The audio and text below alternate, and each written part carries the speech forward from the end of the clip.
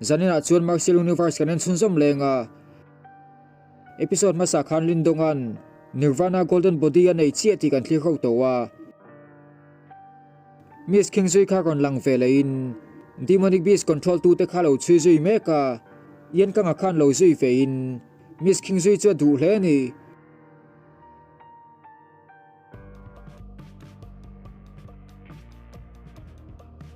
anu dewa puk pakathian va muwa yen ka nga chu thlok lut ngalin chumun chu en kual vela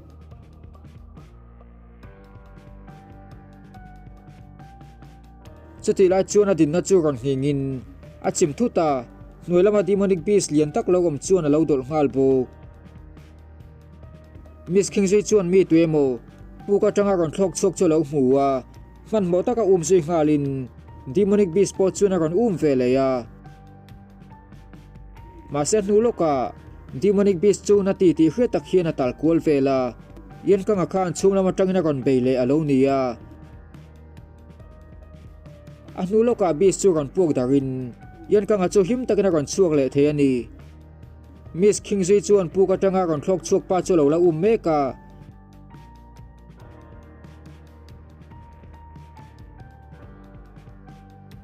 chupa chu Demonic Beast Control 2 chu lo ni in anuloka Miss Kingzui chuan akap la theya chupa chuan changna chan sanai lo te khweta wangin tlan chiat atum leya ma se yen ka nga khan ron man vele in engwanga chung thil chu ti nge ni an zota chupa chuan region pon lam Western Mystic region ami dai alo niya makan ti hle ni chupa chu ron nuin super sector tom na chu athlen tur thua soya Miss Kingzui te chu thi chil tumin ama le main ti puak zui ngal bo ma se thil puak chu Miss Kingzui chuan alo dang man hlawa an boina chuan region dang dai akai hnoya wangin Miss Kingzui chuan thutluk na engma an siam theilo thua soya an master veve te na thil then dan chu khilan tumani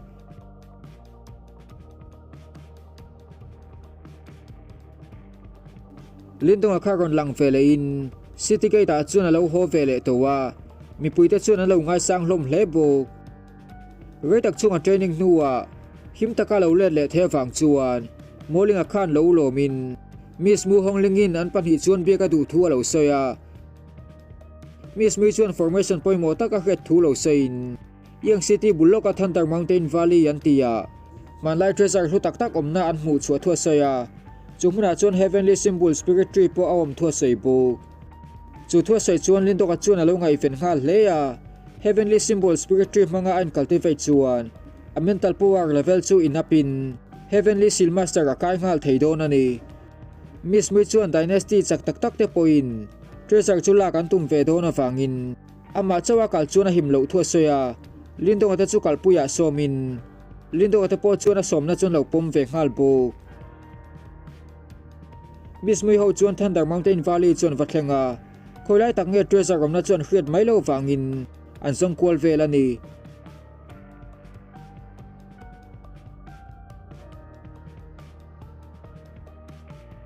chuti lai chuan mi tu te mo in be hian muwa treasure romna lu jok nian in chu ani hmel hle chung mi ta chuan treasure romna an khoi thai nge an be se wangin lindong ata chuan an zui ve ngal po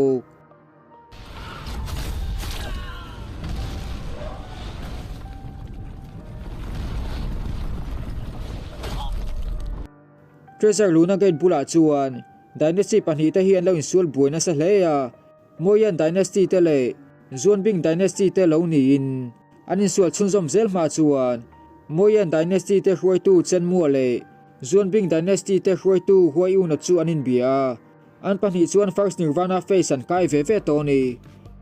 chen mu chuan an moyan dynasty te chu Zonbing dynasty te alpha kan lani lo thu sein Thunder Mountain Valley chu chuasan vat turna tia huai u na po chu muang changa tum thlain chen mo chuan thutluk na fin thlak taka siam thu lo soya a ho tanen treasure romna kai ta chuan an lu chi ngal bu chuti lai chuan huai u na chuan tuemo anom ve te ka chuaka thinrim takin ron chuak phei turina tiani lindo ta chu muang changin an ron chuaka huai u na chuan an ni angin gate chunga lu lo in be sei lo turina tia Marcelin do ka chuan chen mo khan Zonbing dynasty te chau lu phal lo thu le an pathum cha saitel velo thu lo sei thung aza lo ema wang chuan huwa iuna chuan ava bei phei nga la Marcelin to ka chuan Nirvana Golden Body mang khan olsam takin alo dang theya manifestation face sawin Nirvana Golden Body alo nei thei chu huwa iuna chuan makati hle ni Lindo ka chuan a world suppressing finger mangina bei nga la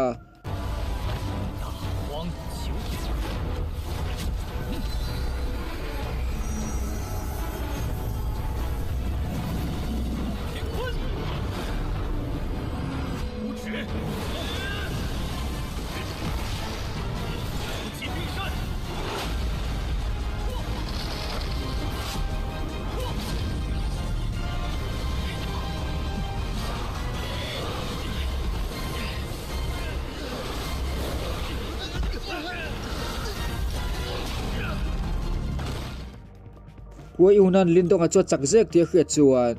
a hoten lo bei fen tum chu danga inmel khriat tirin anin kara inmel mak na engma omlo wangin treasure gate luan du ni chuan adan lo tur thua se ni ma se chu chu roman na vek alo ni ya Lindo nga tele Moyan dynasty te kha anvain sul boi ngei don awangin chu huna tak chuan chet vele thu ta tumani treasure an mu chu chak theina Lindo ka chuan in thren khana rota molinga le miss mui chu kal dunin yen an chuan heavenly symbol spirit tree chuan zong kuala ma sen mu thei mai lo ani diwa chuan mental power kai noi ani wangin a mental power manga zong turina tia anulo ka Lindo ka chuan om na chu kha chuak thein man mo takin apapan nga la ma sen patlen chuan a spirit tree muang kha mu mai lo wa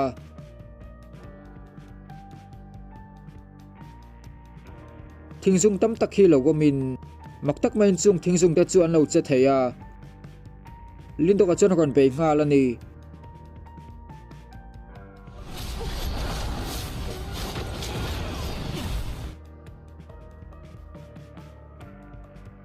anin bei na chuan chu mun chu tingingin ati chim na sa hleya Moyan dynasty an ho tu pakhat jok lipan a chuan lo hrein anom na lam chu man mo takin ron pan ve nga la ni Lindo nga chuan thingzung te chu lo paltlang thei towa heavenly symbol spirit tree chu a hmalo ka logom to ni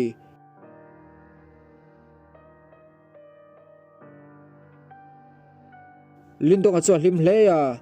Lindo nga chu vala turina ti zui bok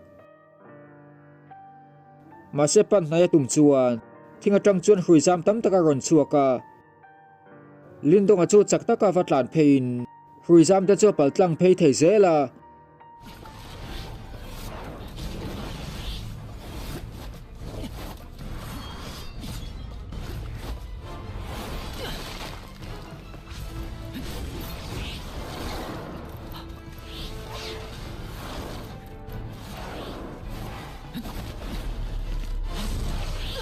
ma se vala thei trep tia hruizam chuan hla taka pailet leya la kol sam lo mel hle yena chuan ron pan fatin a that le that lo aron en fia ti dan turangai tu lai chuan Moyan dynasty mi lipan a kharon thleng veya chu hmuna treasure te chu Moyan dynasty te ta vek ani thu sein Lindo nga chu chuak wat turin atiani Marcelin to ka chuan an ta ni tin ziak engma amu lo thu lo soya athu sei chuan lipan a chu ti thin rumin Lindo nga chu bei sui ngal bok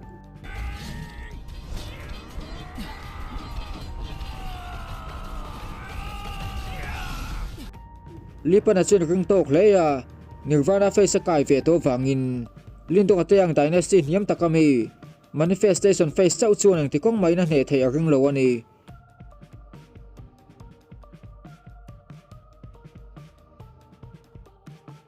Lindo nga chu na takin anem leta heavenly symbol chu la ka tumsi ngal bok Lindo ka po chuan lo dan tumna nei lem lowa nui chungin a lo en mai mai ani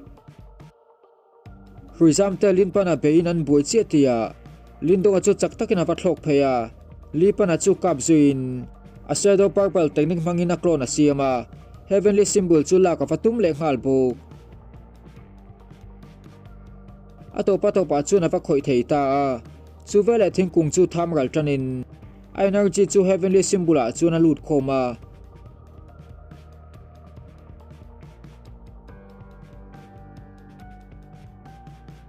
lipana na lo mu chu na thinarimin an dynasty treasure tu gala ka wang chuan khamna mu ngei tur thua soya chu symbol chu ran pelet vat turin atibok ma selin to ka chuan lo da thain tuna chuna ta ani to thu lo sei ve thunga lipana chuan a feila chukin lindo cho beile ngalani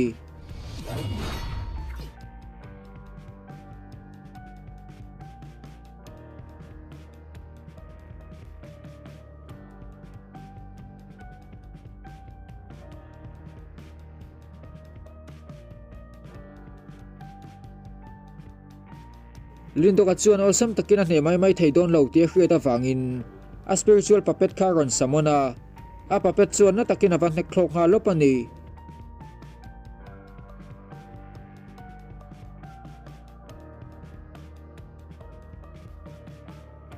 man mo takin lindo ka chuan chumun chu chuasan vata tuma kalkonga khana thente pani kha va mule hlolin molinga chuan mismi wang chawin Moyen dynasty te an tlan san thei thu lo soya mismi chuan zamel takhian a spiritual sense chuan mitam tak ai khriana nei that wang chaw nei thu lo soya ni anin piak lak lo lai chuan lipana le a ho te khan ron thleng ve le ya an ron beina dan nan lindong a chuan bang chu kap chima man mo takin an tlan chele ngal bu mismi chu sense sak deuh tura an ngai wangin lindo ka te chuan an sui topa until du ber chu Moyen dynasty te tlan bo sana chu hmuna tanga chhuah chuan ni to ni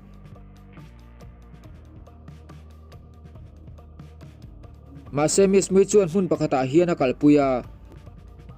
chu hmuna chuan milim lian tak tak hi lo gomin an hre to hnu ang an ti hle ni lindo ka chuan a en kwal vela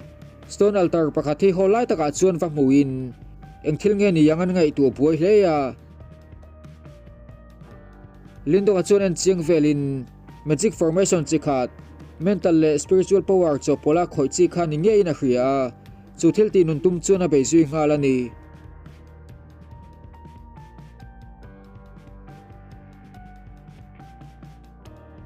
anua golden metal chikhat thieron in siama mismi chuan makti mel taka lo wenin chu thil chu ancient secret ki ani thua soya ano sei thin danin manlai weapon le treasure lu tak tak omna mun khonna cha bi ani thua soya ni